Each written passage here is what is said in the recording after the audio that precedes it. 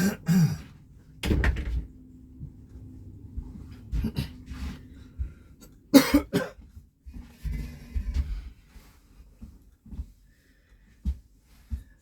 everyone. I just thought I'd show you. I've just done some adjustments on my dyno. I've got my Parker standard, completely standard Parker chainsaw here, which I've been on and off. I mean, I haven't been out here for a while, but I've been on and off trying to get the power, the standard power, which is 3.1 horsepower, out of this Parker, which is what it's rated at. The stickers all over it, tells you what it's supposed to be, and I've got the handbook for it as well. So what I've been trying to do is get this dyno to produce 3.1 horse with this Parker on, or thereabouts. And I've done it. I've finally done it. Okay. So I need that after. So I thought I'd just do a quick run with it, show you what I've been doing, just sort of give you a rough. I'm on the other opposite side at the moment. I might do a run with it on the other side after, but this is on the working side of it, if you like, where I've put you at the moment. The light's a little bit better where you are at the moment. It's getting dark a bit earlier at the moment, so I thought I'd just show you. I've just done a run with it, got it absolutely bang on 3.1 horsepower by adjusting the weight foot here, moving it along the actual load arm. Originally it was welded on at what I thought was smack on 12 inches because it measured in foot pounds. I needed to drop it back just over an inch to get it correct, because I hadn't counted for the rise between there and there on the caliper, because obviously the leverage point between the chain and the front load sensor is, obviously you have to take into account that obviously it's going through this caliper. Now the chain rides around this kind of area over the opposite side of this axle, so it has to be exactly 1 foot from there to the center of this load arm. Okay, but what I'd done, I'd measured a literal measurement. I hadn't accounted for obviously the length of this as well, the distance between there and there, and then I've just done that now because I couldn't figure out why I couldn't get the power out of it. It was only showing about 1 horsepower, which was blinking ridiculous for this saw. I was rated at 3.1, and I couldn't figure it out. And then I did some more measurements, and I realised I got my load arm wrong by just over an inch. So what I've done, I've ground all the load arm off because it was originally welded, and I've made an adjustable fit in here where I just undo the pinch bolt. I can slide it along, and I got it absolutely bang on 3.1 horse. And just put a mark on here now, just so that I don't lose this. So I can now run all my saws on this and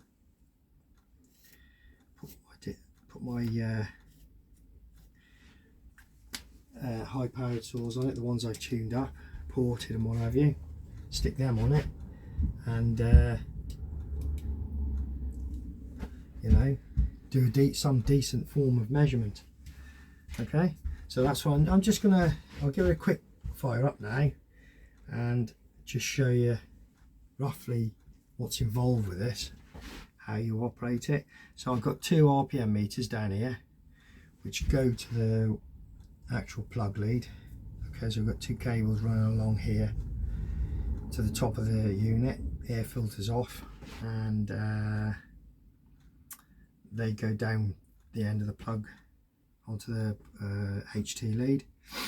So I've got them two, and I've got two so I can do comparisons, because ultimately they're only cheap RPM meters that I've got on, but I can just do some comparisons. I've put me just put my scale on, and that reads pounds feet, correct pounds feet. Now that I've done this adjustment, I'll just show you what it's doing. I can put my glass on, because you can actually do a quick reading with this. I can't really see the RPM meters without. What I normally do is put my phone on this phone pad and video it, but obviously because I'm doing this video now, I can't do that. I've got to, I'm doing the video instead, so but I can watch the load. Okay, so roughly 3 pounds-feet at sort of mid-range engine speed is 3 horsepower, and it was hitting just over that. I did a calculation and it came out at 3.1. So, but I'll just show you the principle of how it works. Okay, so I've got my brake here, my load lever.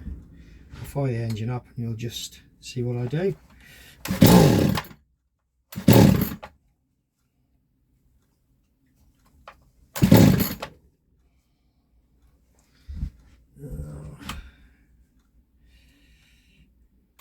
Just had it blinking going.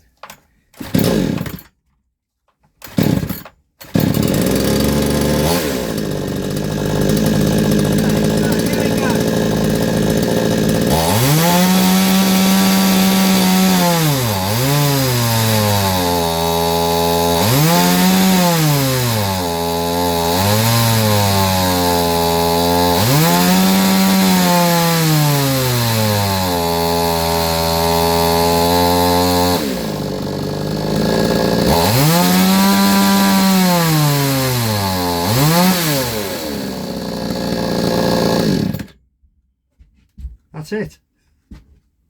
So open these doors now. I normally have the doors open when I'm running, but it is getting on a little bit at the moment. I don't want to disturb everyone. It's roughly tea time at the moment.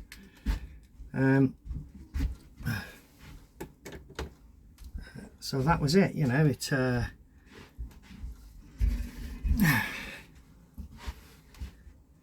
pretty good. Came out around 3 then. As I said, I can't see the RPM meters without my camera doing the video on it, but I've got that video.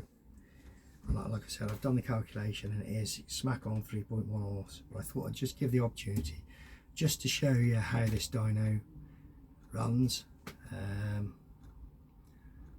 Yeah, it's I'm really pleased with it. Like, I'm going to move you now over to the other side. Just move this saw out the way. So much stuff going on here at the moment.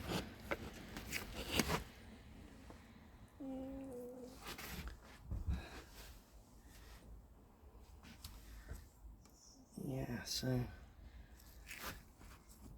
can't tell with this light here when I'm filming. It's not brilliant. So you can see all this, can't you now? Oh, I left a little link off there. Got a little link just joining that. Put that bolt in after. Anyway, so yeah, you know, I've got some performance pads in this. It's just a mountain bike caliper. Got some performance pads in it, which I bought just to try and help it a bit. It copes with the speed. It copes with the load and everything, and it's literally mountain bike braking system on it. The weighing scales are just literally stainless steel weighing scales, and the 2 RPM meters I just got off the internet, and they are accurate, to be fair. You know, they're pretty close.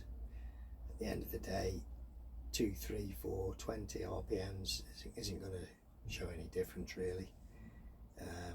It's the thousands and hundreds that you need to concentrate on, and really on 50 maybe would make a bit of difference, but anything smaller than that's pretty insignificant. And I generally do, as you saw, I do roughly about 3 runs with the saw, just to get the feel of, because of the pull on the saw, just to get the feel of it.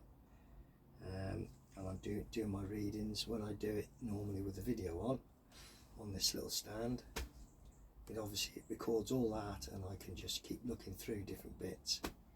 And if you go into video mode, if you've got that on your phone, you can just scroll through and catch sections a few seconds at a time, and you can kind of take an average of those, and that's basically how I do it. How I do my readings. Pretty good. It must be accurate, because like I say, on the back of this saw it actually says it's rated at 3.1 horsepower, and this comes out bang on that now. And it's all due to this little adjustment here. I've literally cut this off the arm, because I'd welded it on the arm originally, and I've made this so it just slides up and down. It's got a pinch bolt on it, so you can make it tight once you got it right, and it's bang on. That is absolutely bang on. So I'm looking forward to sticking one of my performance saws on it, hopefully this week, and I'll see how much they push.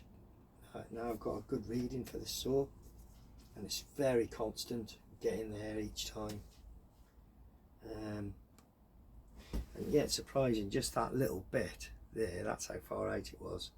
It's just over an inch, like, and it threw it right down to like just around 1 horsepower on the readings. And I kept thinking, it's every now and again you'd hit it, you could catch it a little bit higher, but that was because I was obviously on full bore, dropping it off and then loading it up, and trying to catch it perhaps on the higher end or whatever, which isn't really the right way to do it. You need to be roughly mid-range. That's your sort of power band on most engines. Is your power band is around the middle of whatever RPMs it pushes. And now I can do it, no worries. I'm really happy about it, because I was struggling a bit. I've got this. Yeah, I've done a few runs on it. Done a few with my high performance saws, and they were just being stupid as well. Like 2.5 horsepower from something that should be pushing around 6. It's ridiculous, So now with that adjustment, I'll get on and I'll put one of my performance saws on. This will be the first one. This is the one with 2 outlets and a sonic cone behind the second outlet. It's got some heavy work done to this one. It's squish band clearance. I think it's 1.2 mil. But this one was set at that because this is like a go-to saw, if you like. I didn't want to go too high on that, because obviously it's not going to last. It'll knock the bomb end out if I have too much on it. So this is my go-to saw, but it's pretty heavily ported, and it's got this performance exhaust that I made. So it's got 2 outlets, one which relieves the main part of the muffler, relieves the actual gas pressure inside there, and then the other one which has a sonic cone. It goes through the centre of the sonic cone, so that will obviously release most of the nasty gases, if you like. The other one just controls the pressure inside the can itself. It works really well. I did quite a bit of work on that. I had one pipe on it at one point. I've even had it with the standard outlets with a sonic cone on it, just to prove that the cone worked, and it did. Gave massive torque and hardly any revs. So they work. So I'll have that one on there, and And then once I've had that one run on there, I'll be putting this one on. This one's got a really heavy porting job done to it, and the can itself has got like it's a copy basically of the Still 034 muffler. It's got a can over the actual exhaust port with big holes either side of it. That one seems to work too, you know. It's better than the standard muffler, I'll put it like that. But this one has also got a more aggressive porting job, and it's also got really high compression. It's got a squish band clearance of 0.75 of a millimetre. It's hard to pull over, you know, it's really hard to pull over this one. See, you have to really throw it down like when you want to get that one going, I tell you. And it's open top. They've both got carburetors of Husqvarna 372s, both of these saws have, and big homemade manifolds on them. So I'm looking forward to getting these two on it. I'll get that one on it first, the one that I just showed you. That one's going to come out, that other one I think is going to come out somewhere around 5 horse. But this one, I think, this one's going to come out. The air filter's off, ready to go. Look, you see the size of that carburetor in there. It's a big carb on that. A big intake manifold. I think this one's going to be pushing 6.5. I really seriously do. Flipping heck, this is the one that thrashed my Still MS362 twice as fast as that in the cut, and you can just tell when you're using it, it's really fast. Great little saw, that one. I don't expect it to last though like the other one, you know. It's got a little bit of scoring on the bore, that one has, and I'm not 100% sure why. It hasn't done a lot of time. It's got 2.3 hours on it, that's all, since I built it. I don't know, it could have been the edges of the ports after I'd ported it. They could have marked the piston. It seems to be running okay, but it'd be interesting to see what power it pushes out, because I think that's going to be a real beast. That's the one that revs to 18,500 RPM. I've had it on this, but I couldn't get a decent measurement out of it. But it does stand the speed. It's a lot. 18,500 RPM is a lot, which obviously I whiz it up, and as soon as I'm whizzing it up, I'm putting the load on to stop it over revving too much, just in case it does do something to it. But it's stood it okay. The bearings are adjusted up really well. I've also drilled the actual axle shaft, and I can fill it with grease, that's quite a good one, and then plug the hole with a little self-tapping screw. That's quite a good tip if you're going to build one of these. Do that, adjust all your bearings up, and then plough it full of grease. Pack it with grease. Save your bearings, buy hot, and the high performance pads, they've helped. So yeah, I'm really pleased with this this dyno setup. It's really good, really pleased with it. So hope you enjoyed this one from Lutys Chainsaw Mods. More to come soon. I'll get one of these fast saws on, and you'll hopefully be surprised. So I'm going to let you go now. It's time for tea. So thank you very much for watching Lutys Chainsaw Mods. There'll be more to come. So some interesting stuff on here, hopefully. So see you all again soon. Thank you. Bye bye.